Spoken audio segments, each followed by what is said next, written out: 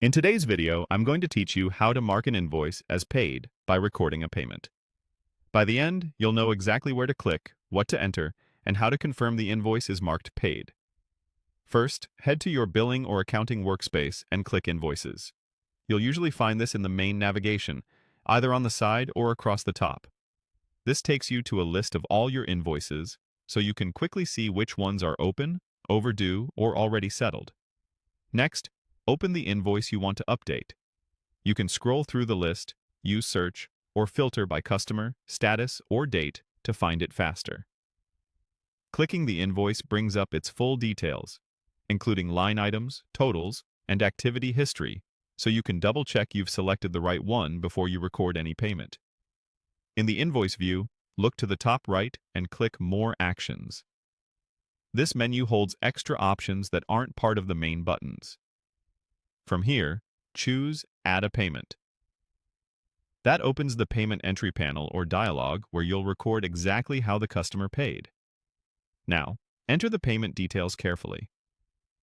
Start with the amount received and the payment date so your records match your bank or processor.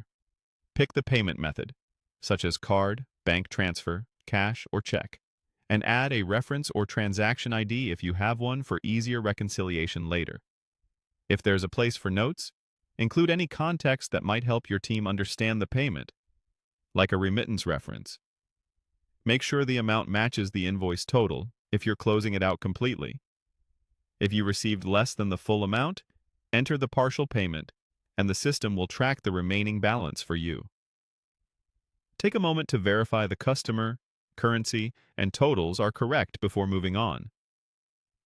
When everything looks good, click Save. The system will record the payment against the invoice and update its status automatically. You should see the invoice change to paid, and the payment will appear in the Activity or Payments section on the invoice. This gives you a clear audit trail showing when and how the invoice was settled.